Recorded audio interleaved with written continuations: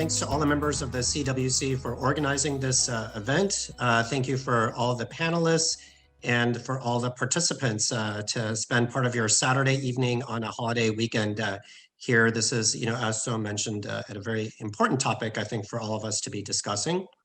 I just want to start off by giving a little bit of information about myself. I will be the moderator tonight. So as so mentioned, I'm one of the board members of the Crack the Wellness Code movement. Just a little bit about me. I did my undergrad training over education at Stanford, where I did an interdisciplinary major in human biology. And my area of concentration was biology and psychology of children. So I've always been kind of interested in this topic. I then went on to Baylor College of Medicine in Houston to do my medical training, and then I came back here to Stanford to do my internship and residency. I've been in practice for about 23 years now. So I've seen a lot. I work with Palo Alto Medical Foundation as a general pediatrician, and I'm currently practicing in West San Jose. This is a seminar for parents. So in addition to being a pediatrician, I'm also a parent. So I'm very blessed and lucky to have two wonderful daughters, ages 18 and 13 years old. So I will bring that kind of perspective into this session tonight, as well as my perspective as a pediatrician. As so mentioned, as a general pediatrician, I am often the point person for parents to come in who have questions about things. So right now we're going through the COVID pandemic, and this has been a really rough time for all of us. I think as healthcare providers, especially frontline healthcare workers, such as myself, it's been a really tough time because a lot of times we get asked questions and we may not have the answers to all of those questions, as this pandemic is rapidly evolving and changing, and we're always learning new things about how to manage this virus. I will say also that during this pandemic, unfortunately, there's been an increase in the mental health disorders that we've been seeing in our population, and this is definitely something that I've seen in my own practice. As you can imagine, for a lot of reasons, going through the pandemic, especially for teenagers, is really tough. Developmentally, the teenage years are a time in life where kids are supposed to be socially connected with each other. They haven't had those same opportunities. They haven't been able to play sports. They haven't been able to do extracurriculars. They've had to do online learning, which can be tough. They've had to either not take standardized tests or take standardized tests with masks on. So there's so much that our teenage population is having to kind of navigate.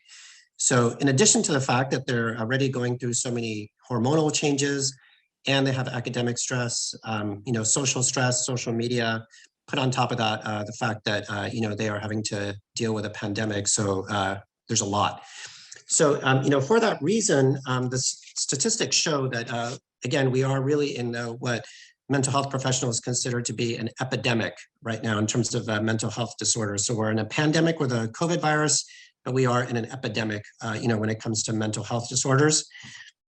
So just in terms of some of the numbers, approximately 10% of teenagers right now have been diagnosed with anxiety disorder.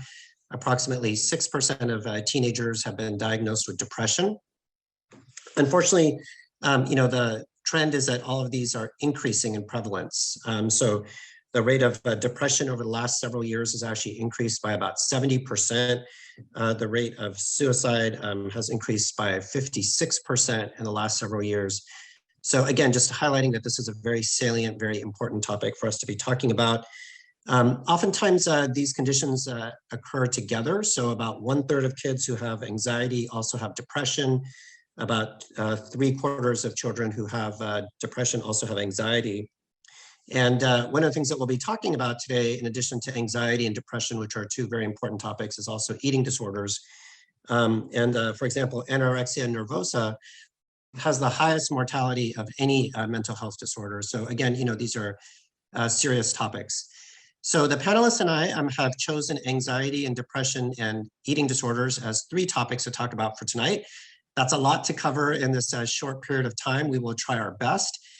So basically the format is that we will have some time to talk about each of those with my esteemed panelists.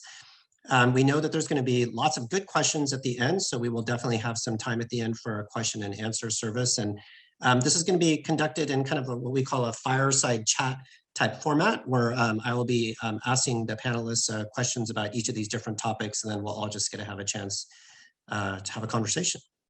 So that's the format. Again, thanks to the panelists and the organizers and the participants for being here. So with that being said, I wanted to introduce my esteemed panelists. I'd like to start with Dr. Lina Canzote first. She is a child psychiatrist associated with Stanford Hospital and also the founder of Tariqa Foundation, which is doing amazing work. So Dr. Canzote, if you could go ahead and introduce yourself, that'd be great. Hello, everyone. Thank you for inviting me. Before I immigrated to United States in 2001, I actually finished a residency in psychiatry back in India. And then I came here and I was fortunate to do my adult psychiatry residency and child psychiatry fellowship at Stanford. I'm currently an adjunct clinical faculty there, and I help co-teach a class for the child psychiatry fellows who are in training, the budding child psychiatrists.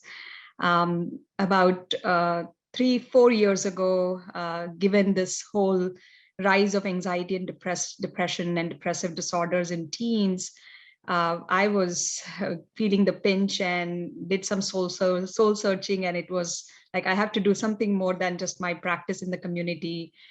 Based on my experience in the work I do, I was definitely understanding one area of deficit, which was there is lack of understanding, education, and awareness of these conditions. Often by the time kids come to me for help, these problems have been brewing for a couple years or a year or more than a few weeks and months. And so that was one of the focus I had when I co-founded the nonprofit called Tariqa Foundation. So our mission is to create mental health awareness in children and teens. And we do that by doing educational talks, participating in webinars like this, and also our focus is on prevention is better than cure. So we are very much focused on teaching teens and their parents stress management strategies like mindfulness. So we offer a lot of mindfulness, training in form of series of weekly kind of sessions for both parents and teens. We've been doing our educational work through podcast, Mindful, Beautiful, and Thriving. And actually February's International Self-Esteem Boost Month. So we just released our most recent episodes for parents and teens about how to improve self-esteem. So make sure you check it out on Mindful, Beautiful, and Thriving. It's on Google, Spotify, and Apple. Anyways, you can learn a lot more about the work we do. I want to be respectful of the time. I'm really delighted to be here, and thank you, Navneet, for having me. Thank you so much, Lina, for all the amazing work that you've been doing to help parents and to help youth in the community. I often think you must have more than 24 hours in your day to do everything that you do. It's so impressive, all the work that you've done. And Tariqa is an amazing foundation, and it's been so great to see it grow and, all the wonderful events. Palo Alto Medical Foundation has been supporting Tariqa for the last couple of years with a nonprofit grant. So great work, Lina. I also wanted to next introduce Dr. Preet Sabharwal, who's a psychologist with the Hume Center. Welcome, Preet. Good evening, everyone. I'm grateful to be here. Thank you, CWC, for bringing this wonderful and very important topic to this platform. So I am a clinical psychologist. I work at an agency called the Hume Center. We're a nonprofit behavioral health agency. We have over 15 programs. We serve mental health through prevention, outreach, and education, all the way through serving severely mentally ill. We do have a partial hospitalization program as well. We have offices all across the Bay Area. We have the Fremont office, Concord, as well as Pleasanton, Pittsburgh, and Richmond. I'm also the founder of the South Asian Mental Health Consortium. Working with this community and wanting to work with this community around mental health, I realized that there wasn't a lot of support for providers and that we were working in silo. And I wanted to talk to like-minded providers like Lina and Navneet and others probably on this call that are interested in mental health specifically for the South Asian community. So we created this organization that helps put on a yearly conference, which is coming up this March. My interest in mental health spans across breaking stigmas around having these conversations. We as a community don't tend to talk about these things, and folks don't seek out services until they're in crisis mode. So we're wanting to bring this conversation up front to the dinner table, to these kinds of platforms where we can have these conversations openly and stop perpetuating the stigma around having these conversations. I work with a lot of parents and families about what the importance of talking about these things before they become a crisis for your family or for individuals, children specifically. We do provide a lot of services at the schools as well, and helping the schools kind of understand what the South Asian youth are experiencing, because oftentimes our youth don't really trigger the red flags that school districts have about not doing well in school, acting out in class. A lot of our youth are not doing these things, and so they're not really triggered, and the counselors and the teachers aren't able to support them or understand that they're struggling with a mental health disorder or challenge. So we do a lot of education with the school districts to highlight what are some of the signs that they should be watching out for when it comes to South Asian youth. I'm so excited to have a fuller conversation and talk with all of you parents at the end when we have the Q&A. Thank you again for being here. Thank you so much, Preeta. I really appreciate your participation here as well. And it's interesting because I think you were definitely echoing some of what we heard Dr. Kanzodi saying as well, which is in terms of the importance of prevention. Like you said, keeping it from getting into crisis mode. Dr. Kanzodi mentioned that as well. So I think, hopefully with webinars like this, where we're able to educate parents in terms of what some of the signs are of things like anxiety and depression and eating disorders, we can start to get them help at an earlier stage before it becomes really advanced. And, so impressed with the fact that you're working not only with the youth and the parents, but also with the providers and the schools. That's a really wide breadth of experience that you're providing. So thank you so much. Really appreciate Dr. Sabharwal. And last but certainly not least, I'd like to introduce our third panelist, who's Mrinal Gokhale. She's the author of a wonderful book entitled Saya Unveiled. So Mrinal, would love to hear a little bit about you. Hi, everyone. My name is Mrinal. I am the author of Saya Unveiled, South Asian Mental Health Spotlighted. So let me start off by saying that I don't have a clinical or healthcare background. So everything that I'm going to be contributing on this call will be from an experience perspective as well as a research perspective. So I am a former freelance journalist, and throughout my journalism career, I wrote for 2 minority-owned publications in my city, Milwaukee, which is the most segregated city in our country. So throughout that, I covered different events that had to do with Mental Health Awareness Month for Black and Latino communities that highlighted the stigma. And over time, I wondered to myself, why isn't there a lot of discussion on Asian mental health and the stigma that surrounds that? So during quarantine, coincidentally, I took a memoir writing course and I published my book, which includes 11 true stories about second-generation South Asians and their journeys with experiencing mental health challenge and navigating the stigma from a cultural perspective. So far I have found that it is helping to promote intergenerational healing in terms of, I've had several first generation family members say that they learned a lot about how those in my generation younger experience mental health. And like Preet said, we have to be able to bring up these conversations more comfortably and not have this topic swept under the rug. And that's what I hope that my book will help to do over time, is to bridge that gap. That's awesome. Thank you so much, Mrinal. And I think it's actually really important that we do have someone on the panel such as yourself, who's not, directly a healthcare provider, but I think that the perspective that you will bring into this discussion will be really valuable for that reason. And especially because you have done so much research on this topic. And, I think the really important point that you made was in terms of the intergenerational aspect of things. I know in my practice, a lot of times I have parents who come to me and say that they were raised in a certain way in India, and they're not really sure how, they should kind of pivot their parenting to the kids that are being, raised in the United States. So I think it's important to have that lens. So, as the speakers mentioned, what we're hoping to accomplish tonight is to reduce the stigma around mental health disorders. Importantly, this is not something that our children should feel embarrassed about or that we should feel embarrassed about.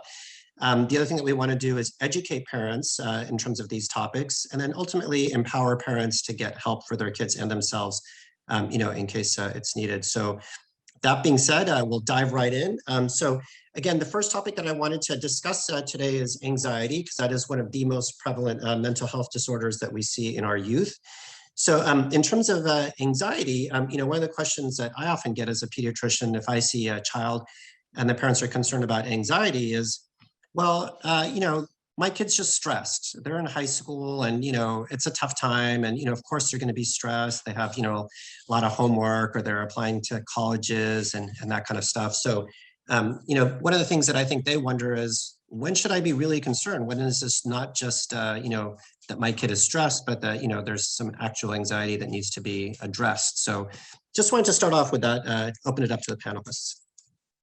This is something, as a pediatrician, you hear, but I hear this also in my work. And the distinction between when it is normal anxiety and when it is anxiety that becomes an anxiety disorder is an important one. And I think a lot of parents struggle with that. What I like to start out with is, I start by saying anxiety, first of all, is a normal emotion. It's a very primitive, inherent emotion that we all have. And it's meant to help us be careful, be safe, be able to prepare for what we need to do. So there are a lot of good functions of anxiety, and having just anxiety as a normal emotion is not a bad thing. We all are emotional beings, so we all have it.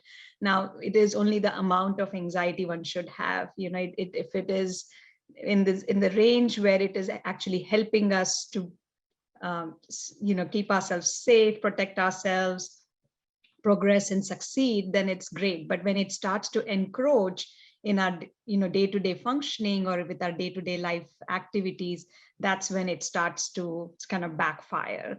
So it is really important to understand that anxiety is generated by stress, and that's kind of where we start. I like to use this kind of formula for stress. Stress is equal to pressure divided by resilience. So it's kind of, if you think about just an example of, like, if I have a copper sheet or an iron sheet and I use a hammer, which one is likely to crack or break first? Usually it's the copper, compared to the iron, because of the resilience factor. So, we can take stress, but it's like we also have to have resilience to kind of balance that pressure. And understandably, we have a lot of pressure, unfortunately, for our youth these days. A lot of the children are doing a lot more than you and I did when we were in high schools. Like, I'm amazed at the number of things they are expected to do. And if they don't, they feel the peer pressure. They feel like, oh my gosh, I'm not the only one who's doing this. And so I need to start thinking about an extracurricular, a music thing, a sport thing, not just academics and APs. I mean, it's I struggle to understand why that's become the case the way it is.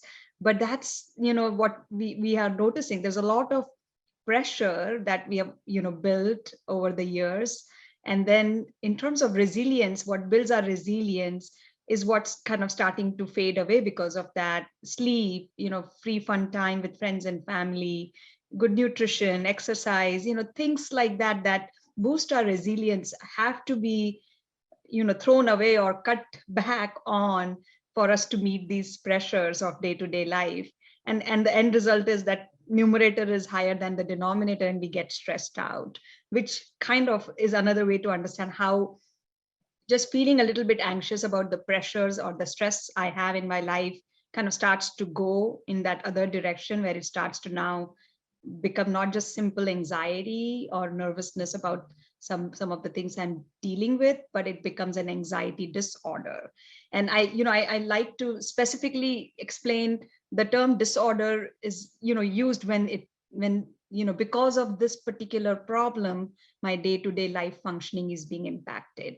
So if I'm not sleeping well, if I'm worrying so much that I have trouble falling asleep, or I'm not eating well, or I'm, having a lot of panic, symptoms, I'm, feeling extremely nervous more than I need to in situations like test or before an exam, then it is starting to, go in that direction of an anxiety disorder. But having some good stress to keep ourselves motivated to kind of meet the pressures of day-to-day life, that anxiety is what we could say is still a normal anxiety, but we need to keep it there and not, let it slide on the other side.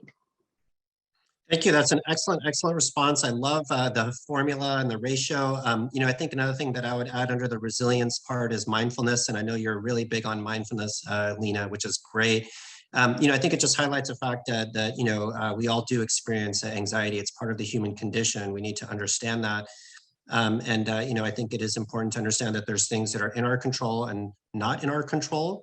I know that in my clinical practice, one of the ways that we screen for anxiety is a scoring system. And this isn't, diagnostic anyway, but we do use what's called a GAD-7, where we're looking for kind of specific symptoms of anxiety.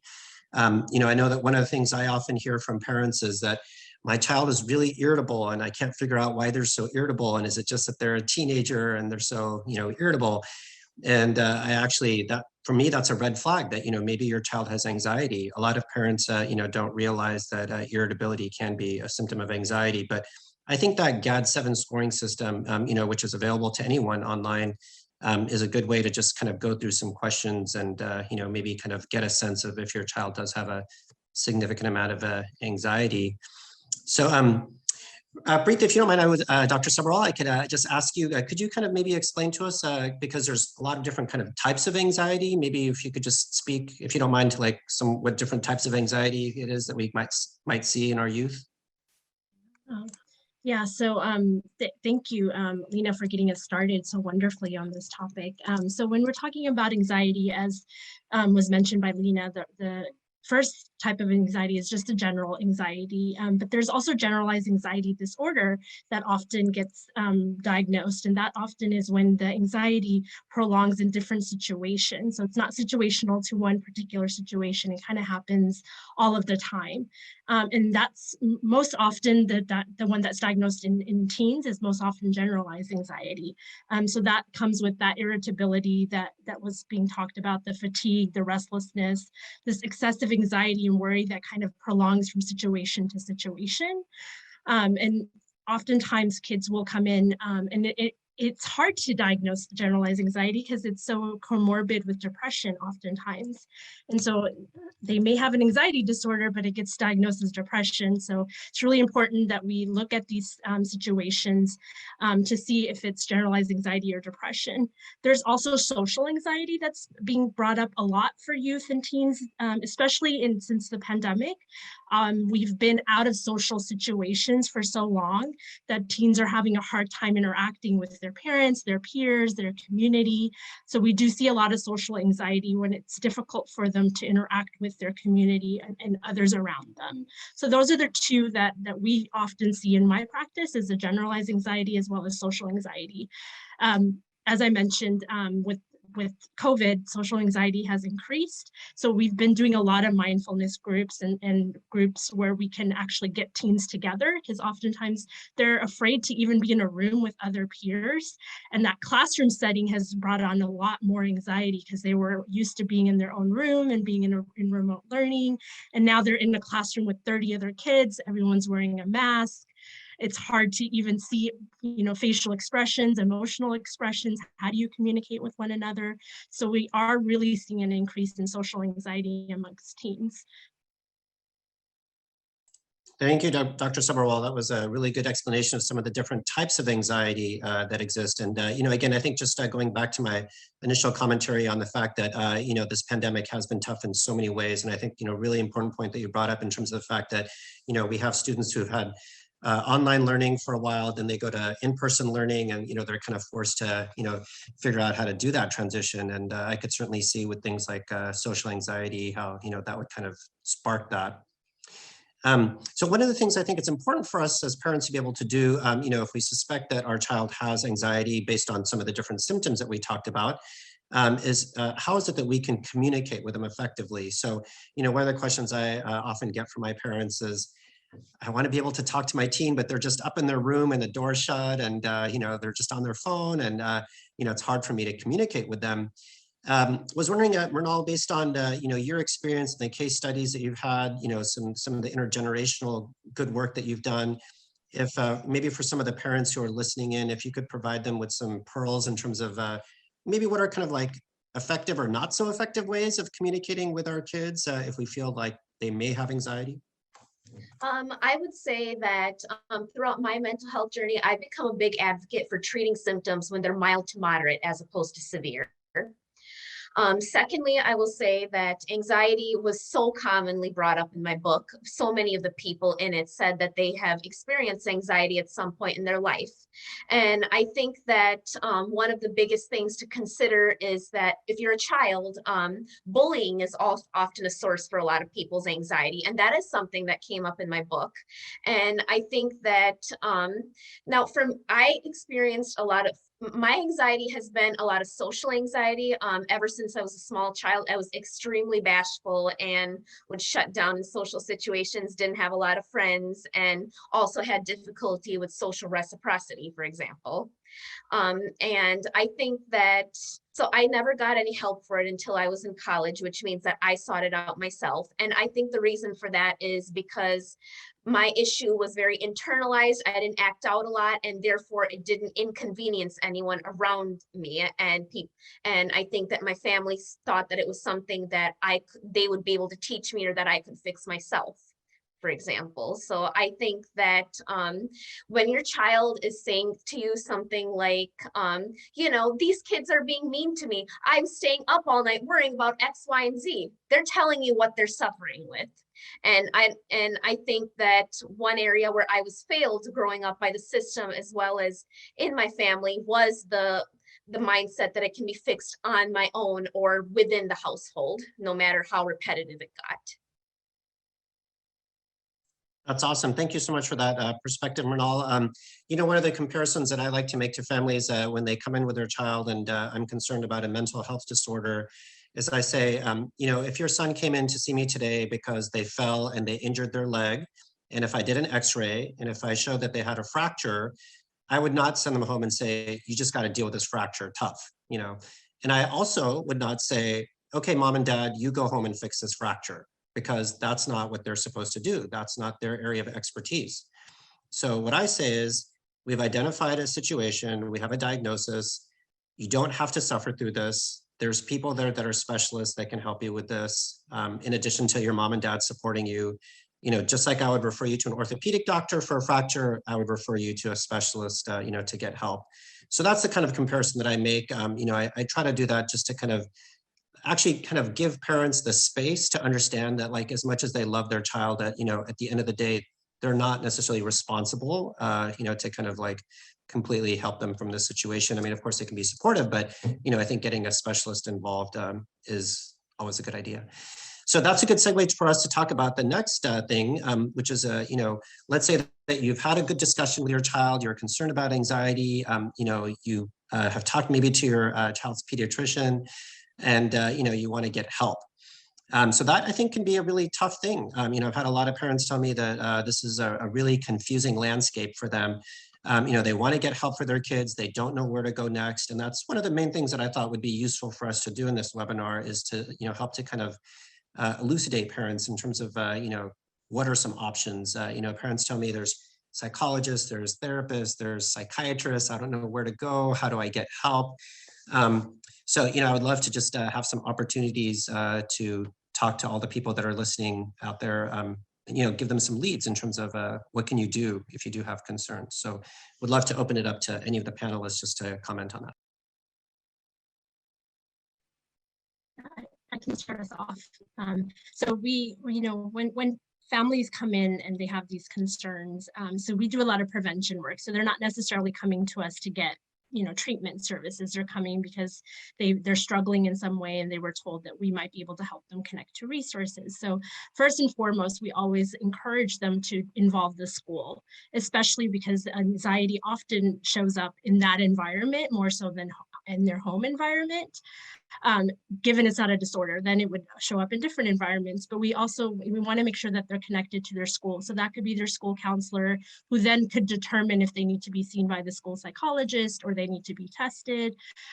We also encourage them to go to a physician and make sure that the doctor is also aware that this is something that the child is struggling with, because we want to make sure that that biological component is assessed properly, because oftentimes, especially with young females, we see pregnancy, like thyroid, thyroid problems that are leading to this, or other hormonal problems.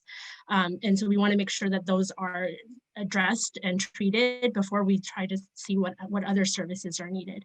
And then we break it down for them that there are different types of providers, like Navneet mentioned. There's family and marriage therapists, there's clinical psychologists, there's psychiatrists. So we explain to them what the differences between those providers are.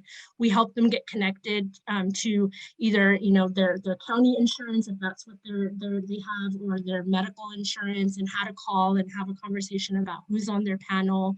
We also try to understand what is it that they are looking for from their provider, because we often see South Asian parents go to non-South Asian providers because of different things, because that's who they got connected to, or that there's a shame if I talk to someone that looks like me, that's from my community, that they're going to talk about us, or they're going to think badly about me as a parent, they're going to think badly about my child, others will know. So we try to break through some of that stigma and allow them to understand these are the pros of going to a South Asian provider. They understand your family dynamic, your family system, they understand the culture, they understand the immigrant experience of being a parent in this country. But then there's also, there's some cons that, there may be from your community, or you might want to go to someone that's not from a South Asian background. So we really break it down and teach, kind of give that education of what's out there and support them in finding the proper service that they think that they're ready for. They may not be ready to see a psychologist, but they may be ready to talk to their medical doctor about what's going on. Great, that's an excellent overview. Thank you so much for that, Dr. Sabharwal. It can be really confusing.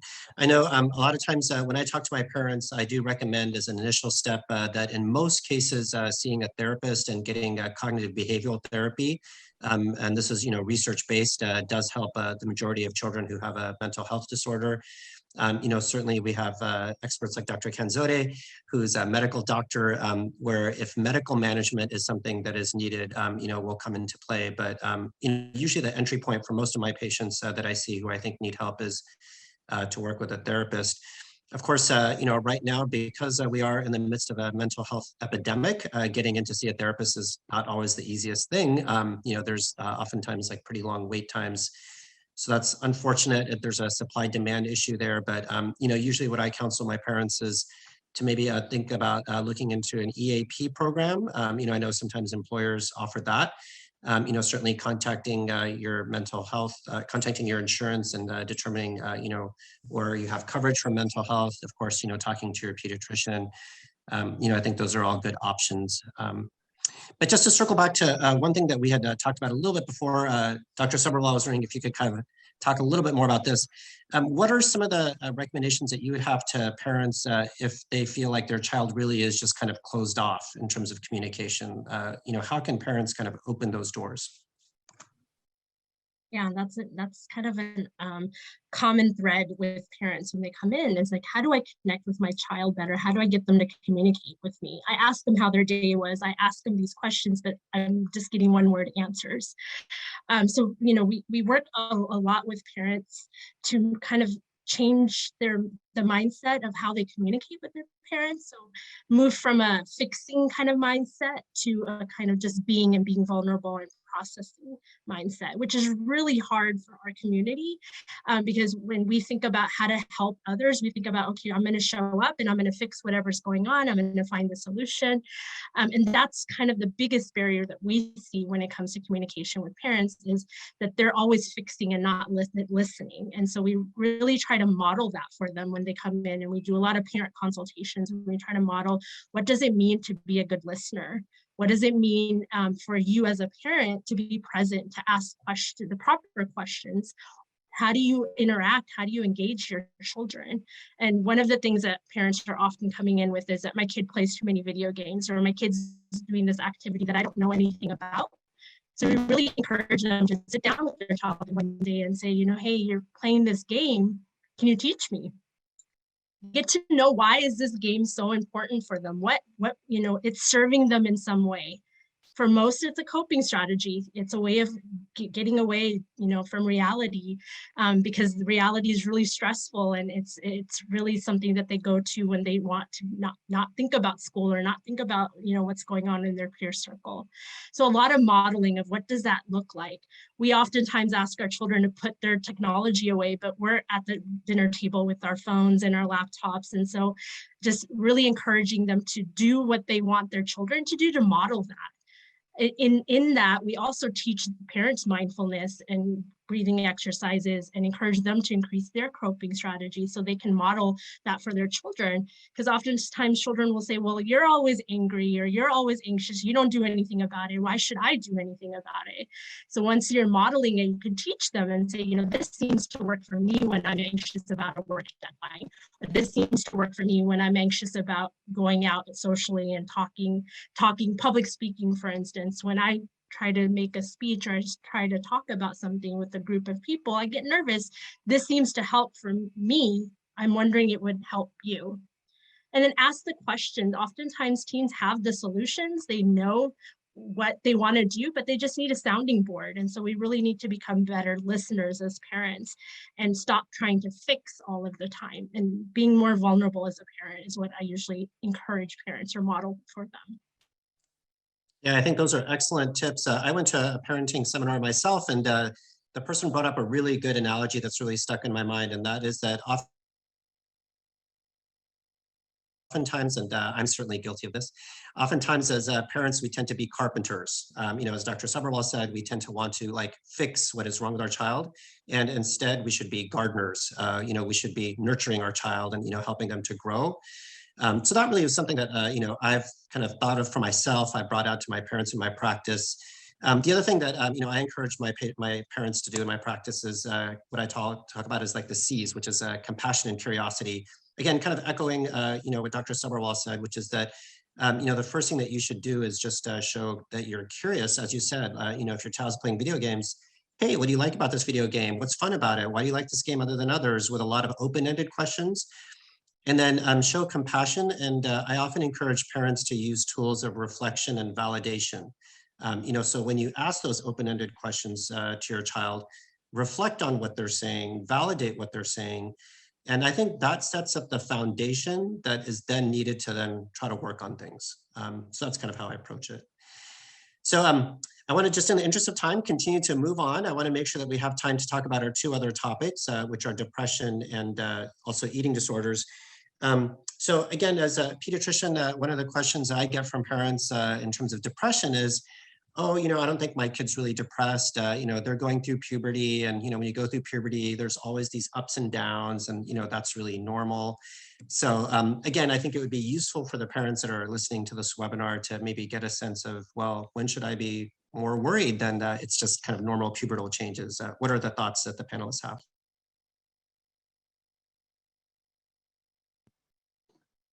I can share some of my thoughts on that. So, like I was mentioning, about anxiety and anxiety disorder kind of spectrum, there is a spectrum also for kind of moodiness of a teenager, feeling sad once in a while or sad or depressed once in a while, to, being frankly kind of more what we call as clinical depression.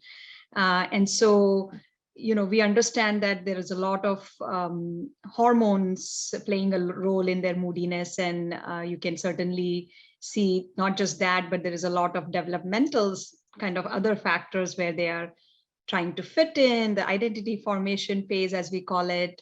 There is also this kind of sense of wanting to be autonomous and this journey towards becoming a young adult. So there's a lot they are dealing with and navigating through. And so a lot of those do stir up different types of emotions. And, you may see some, red flags like, oh, they seem sad. Sometimes they are super irritable at other times, or they are withdrawn, or they are talking a lot about, I'm not good enough, and showing signs of low self-esteem. But I think, given, how this has been such a big issue lately, there's been such a rise of these problems lately. A lot of parents do worry when I see a few of these things, they start to worry, is this like does this mean my child is depressed, or is this just teenage angst and just teenage moodiness? And so it is a tough one, I must say. It's not very clear cut. But like I mentioned earlier, the term disorder, or when it becomes what we call as clinical depression, becomes much more relevant when you're seeing some of these symptoms lingering or continuing for a period of time. And we say at least 2 weeks or more of symptoms, and I'll go over those explicitly just for education. And these are resulting in day-to-day dysfunction. So if you're seeing a lot more irritability than just like once in a while, irritable mood, or you're seeing a lot of sadness in mood. Interestingly, teenagers present differently than adults with depression. So unlike what we see with adults, there's a lot of sadness, and that's kind of the primary mood they show. Teenagers often manifest this as increased irritability. So there is a lot of like every little thing is a big reaction, and they're just not able to tolerate little bit of change, or frustration is like super high with little things. That's definitely one important factor. Besides that, if there are things like they are starting to have sleep disturbances, if they are not just by the virtue of their crazy schedule, they're not sleeping enough, but they're also going to bed, and you're if you are kind of keeping tabs on that, seeing that they're having trouble falling asleep, or they're waking up earlier, and you're hearing them, that's another thing to think about. Appetite changes leading to weight gain or weight loss, so both of those can happen. A lot of the times teenagers do find eating as a way of soothing and dealing with their emotional state. So that's one of the things. I mean, this is kind of getting into the eating disorders direction, but that's been one of the factors we are seeing with the pandemic, especially when people were withdrawn from their outlets, especially teens, with social interaction, things like that. There was a lot of just media, looking at media, comparing yourself with others, feeling not good enough, and then soothing yourself from with food as a source of comfort, less activity. I mean, there were a number of factors, we'll get to that. But there could be appetite which can be erratic, and there could be eating patterns which can be really off, more so than a teenager. So again, if you're seeing all of these together is what is more important. Besides that, if there is lack of motivation, you're starting to see they are starting to slip on their schoolwork side, their grades are starting to slip, or they are not turning in stuff. You're getting some reminders from school about your child's assignments are not submitted. Concentration difficulties, lack of interest, like whatever they used to like to do before, if they are not wanting to do that anymore, whether it was hanging out with a friend or playing a sport or playing a particular music instrument, whatever that was, where they used to really look forward to that, and now they are shying away even from that stuff that used to give them joy and pleasure. That's an important, very big red flag. And besides that, then of course, a lot of talk about feeling worthless or low self-esteem, feeling hopeless about life and future. And then the extreme thing is the mention or voicing suicidal thoughts or ideation. We also are seeing a lot more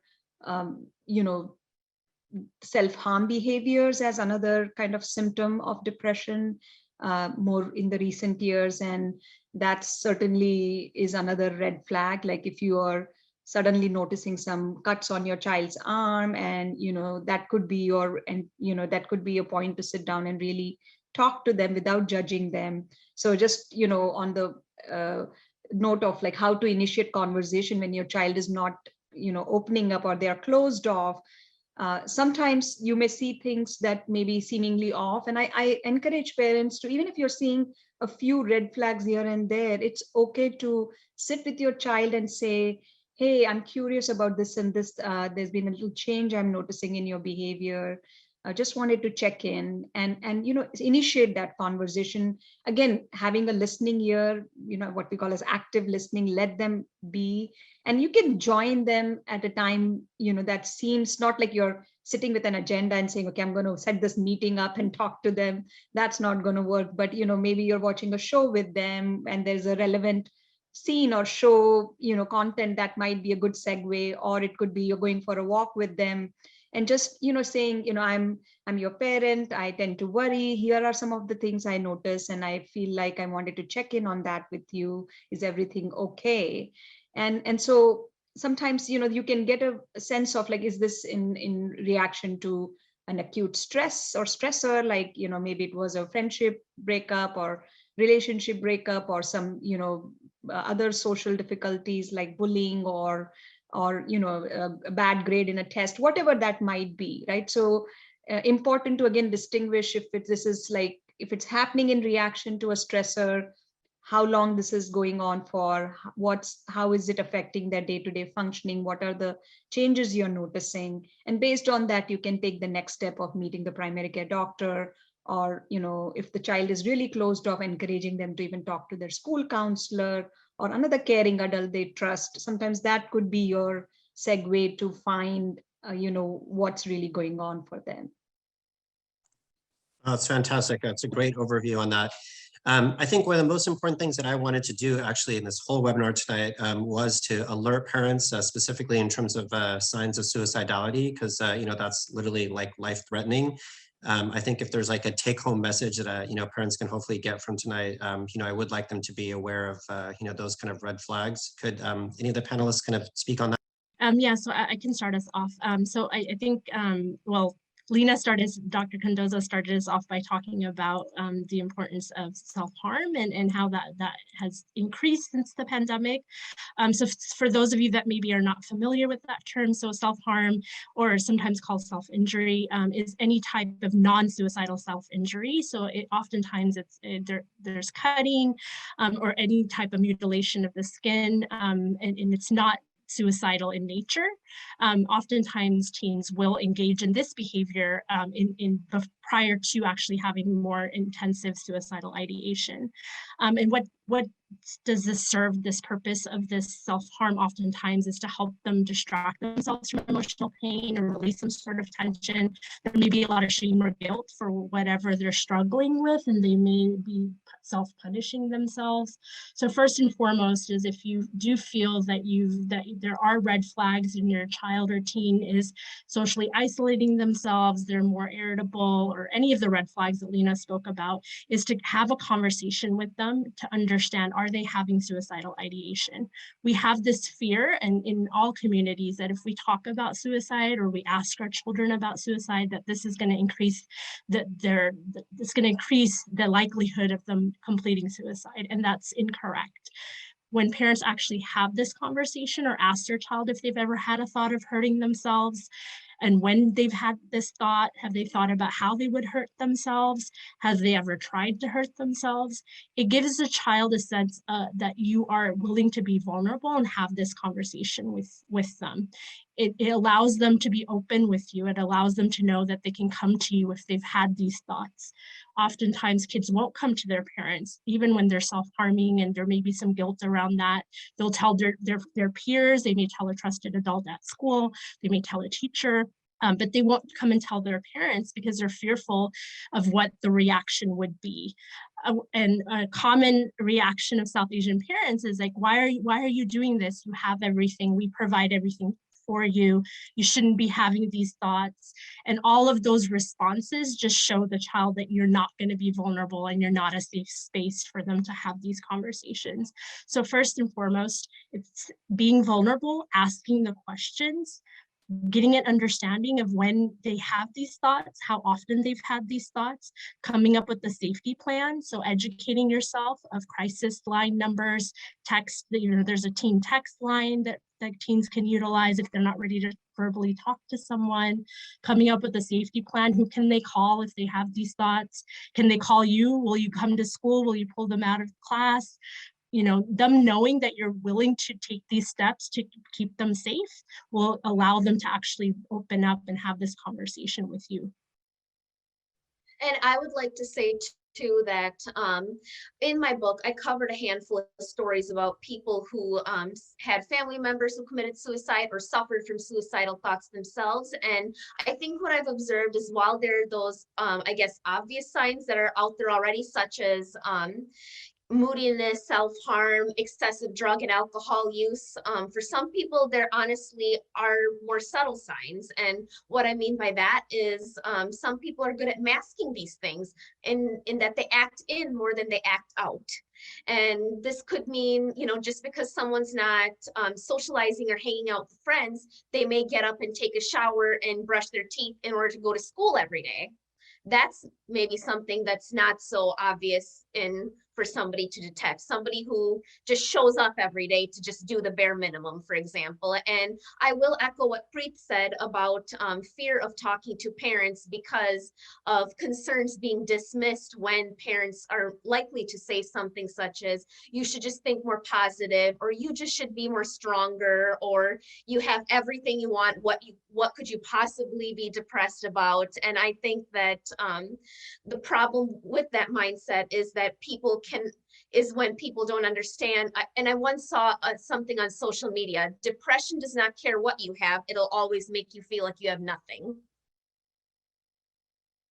Thank you, Mrinal. I think those are really, really important points. And I also wanted to highlight one of the things that Dr. Sabharwal mentioned, which is the safety plan. You know, I think I can see Dr. Kenzadeh nodding as well. That's really important. I think, you know, if you have a child that has depression, it's really important to formulate a safety plan, usually in conjunction with a therapist, so that, you know that they have resources. One of the things that I do tell my families that I see in clinic is that if your child has depression and they have thoughts of hurting themselves and a plan, that's a big red flag. You know, I tell them that that's actually a medical emergency. It's as serious as a heart attack. So I actually tell my parents that if your child tells you that they are thinking of hurting themselves and they have a plan to do so, that you need to call 911. They actually need to go to an emergency room where they can be monitored, you know, make sure that they don't hurt themselves, and, you know, potentially be admitted to, you know, a ward where they can get the help that they need.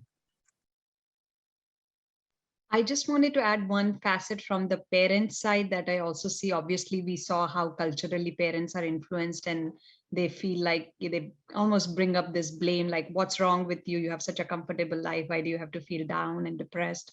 But there is also, sometimes I encounter parents who are at the other end where they are feeling guilty and feeling like, what did I do wrong for my child to feel this way?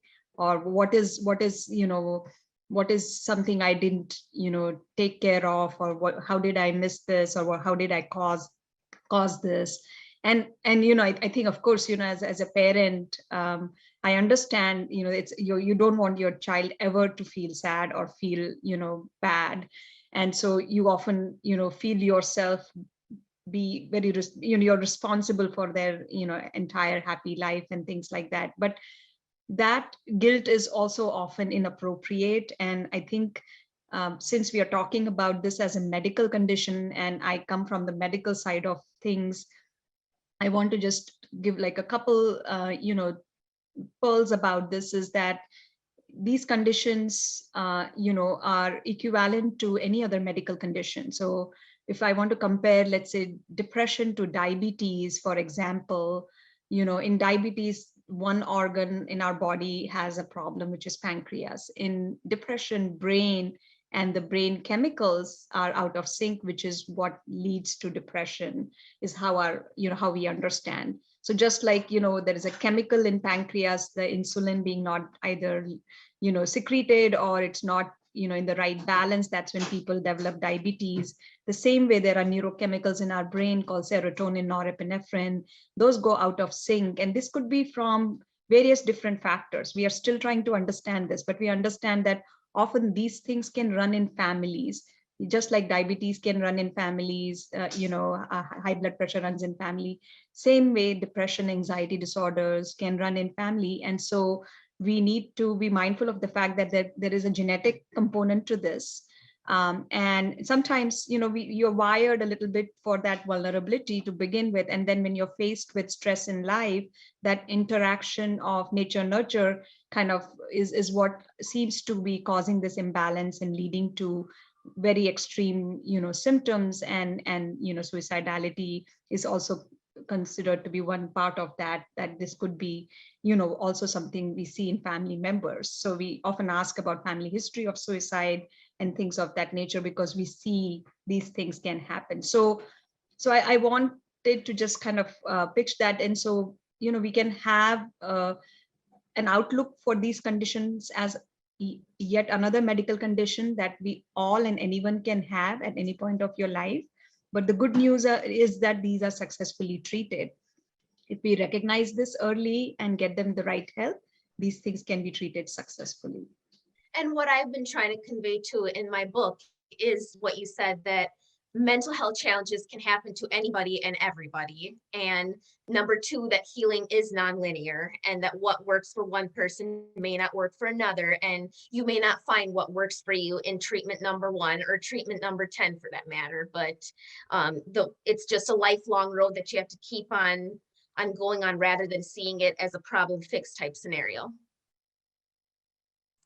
All excellent points. This is a seminar primarily for parents, and I'm so glad that Dr. Kenzodi, mentioned what she did, because I think, when there's a mental health disorder, it obviously impacts not only the child, but the family. I think there is a lot of guilt that, the parents could have done something differently. What did they do wrong? And, I think like a lot of medical conditions, it's a combination of maybe a genetic predisposition plus something that happens in the child's life that kind of like creates some kind of a threshold effect.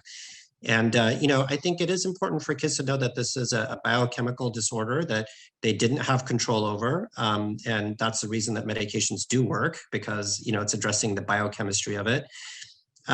Just was wondering, Dr. Kenzodi, since you're a medical doctor and, you treat people with medications when appropriate, of course. I know that one of the main concerns that parents have regarding treatment for depression with medications is that they will become dependent on these medications. Would you mind just briefly addressing that? Absolutely. I think this is a common question I get asked almost every day, because, it's a valid concern being a parent. I kind of start off by saying, I'm a parent too. I'm putting myself in your shoes. And if this was my child, would I recommend this for my child or not, is kind of how, I phrase it, because it's truly, this is a big decision. And, I come from a training and background where I believe a lot in therapy.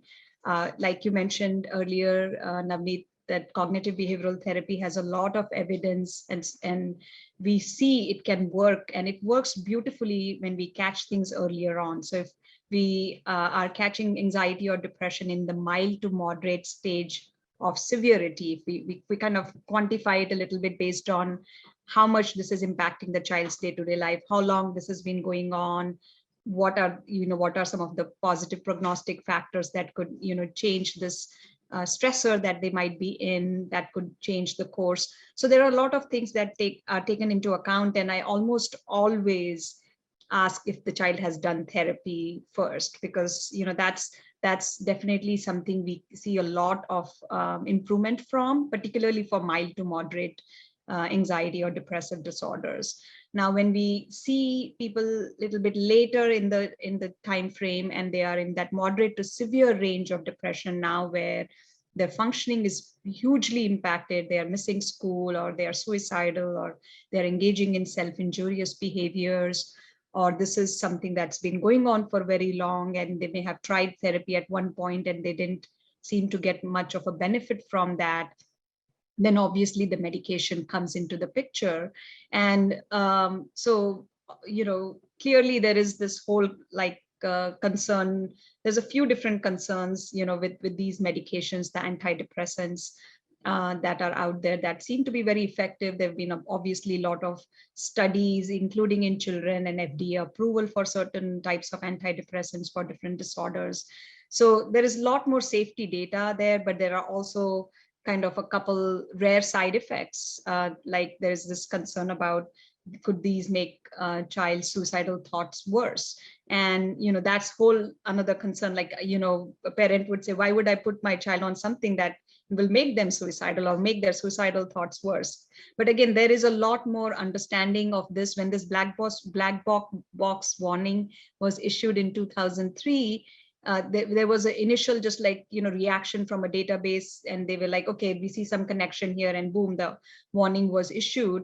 And then it was basically, over the next 10 years, we found more reasons for why it happened in certain cases, what's the right protocol of how to start the medication, start low, go slow. Like there's been a lot more safety established, and we don't see bad outcomes. I know I'm digressing to the other side effect of suicidality, but I wanted to kind of come up some of the common questions that come for parents when they are considering medication, and that one seems to be a big red flag for a lot of parents. So you know, in short, that's not a concern.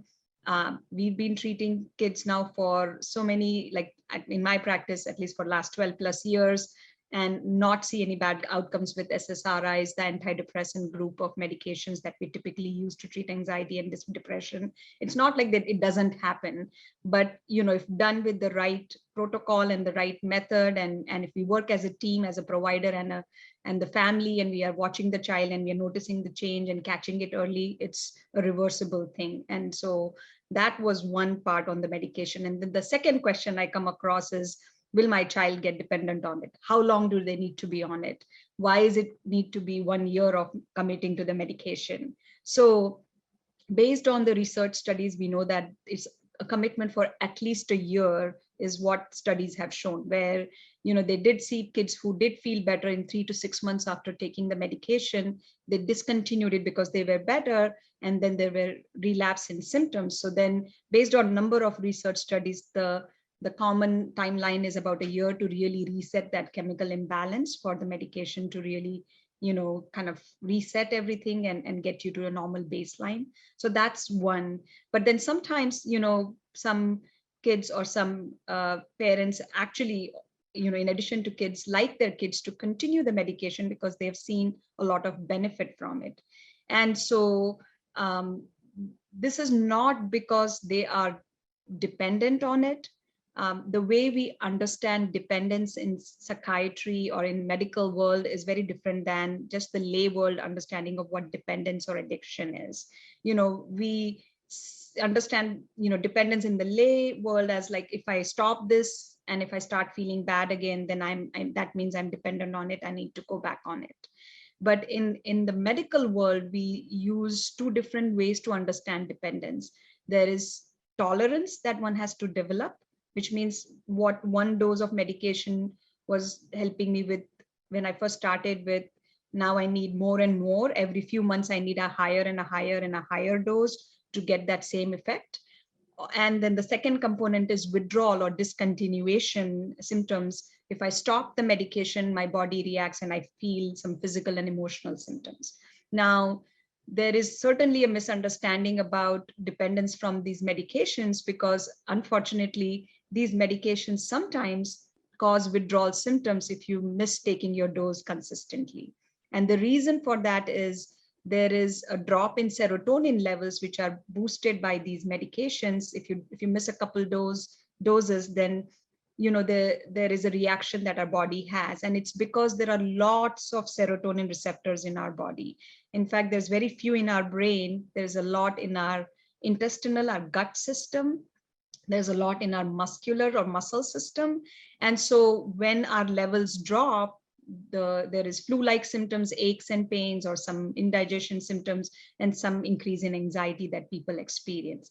But that is not similar to any kind of withdrawal from other substance where you stop it and then you have this prolonged withdrawal. And then besides that, I think, like I said, we have to have two components of dependence met to really qualify as dependence. So there is no tolerance that is developed with these medications.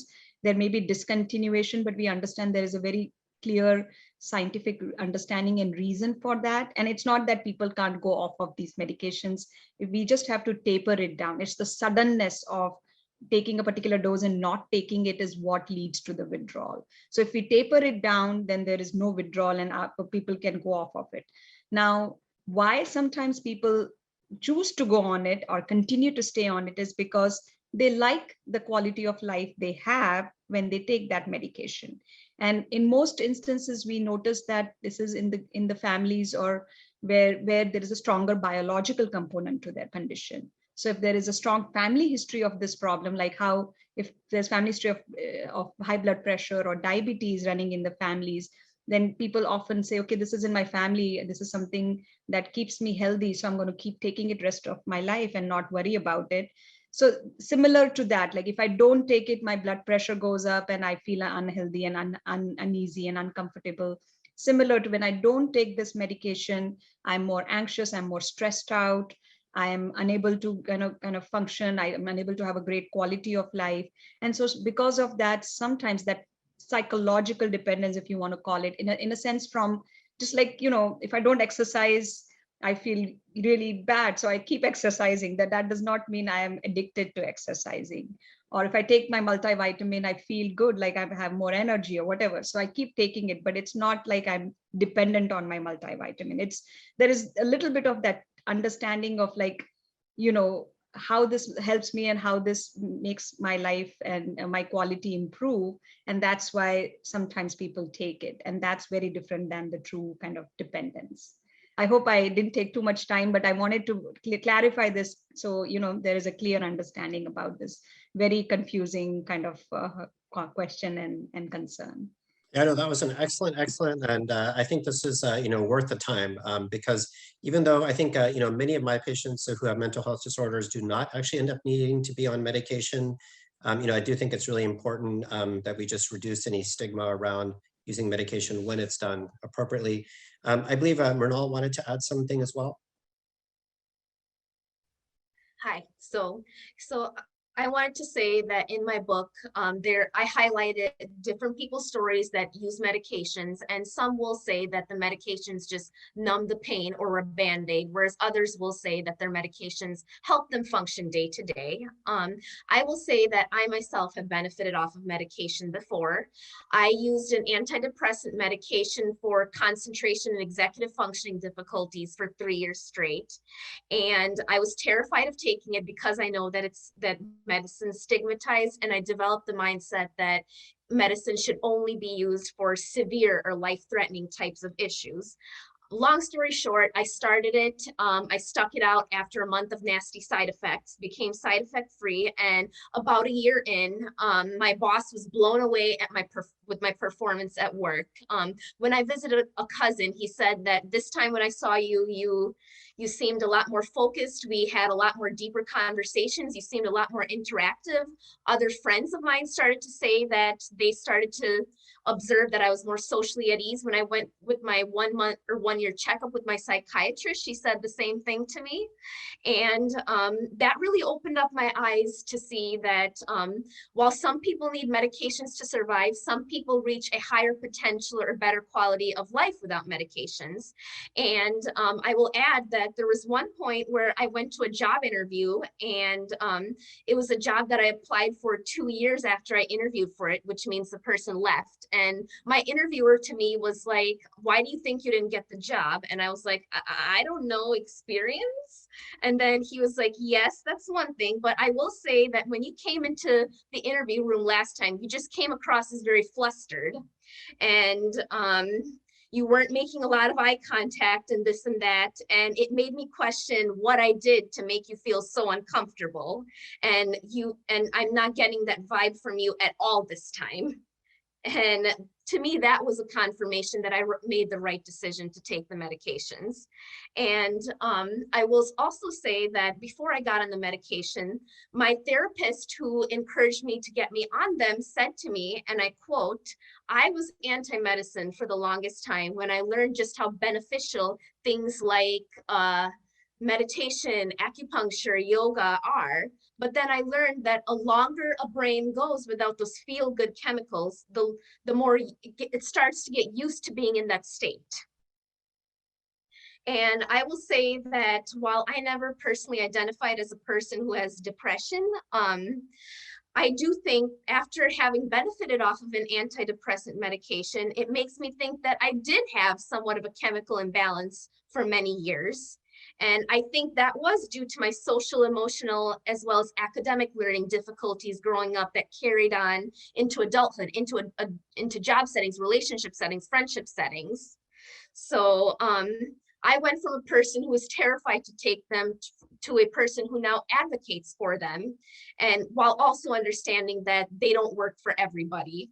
And I think that I really experienced kind of like a synergistic benefit when it came to taking that to balance the chemicals in my brain, as well as doing the work in therapy.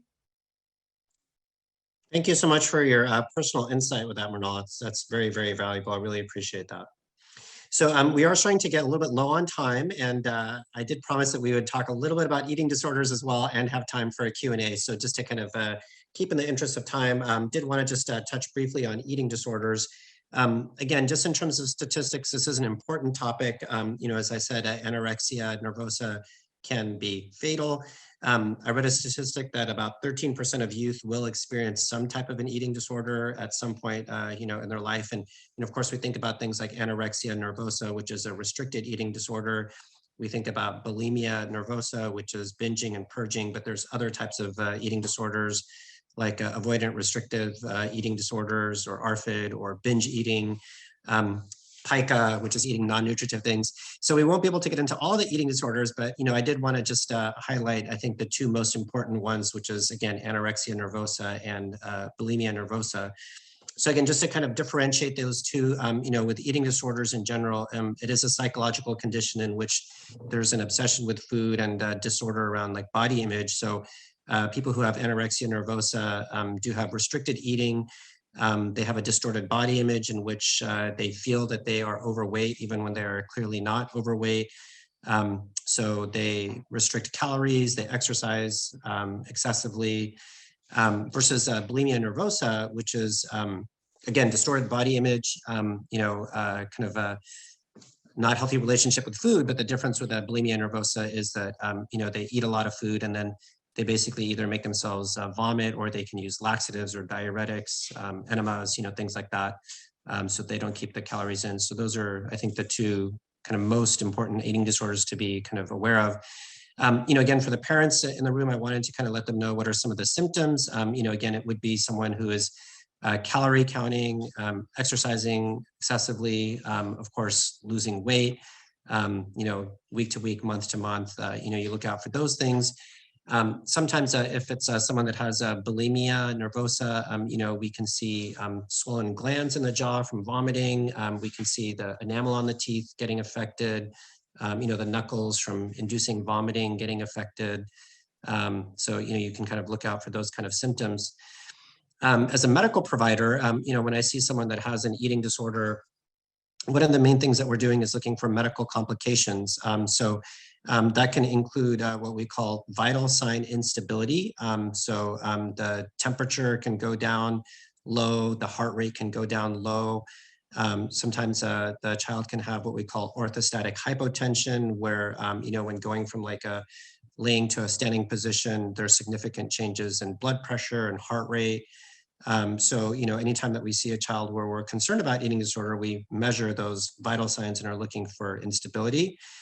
Oftentimes, some of the screening tests that we will do are blood tests, looking for electrolyte imbalances, for example. So people with eating disorders can have electrolyte imbalances with things like calcium and potassium and sodium.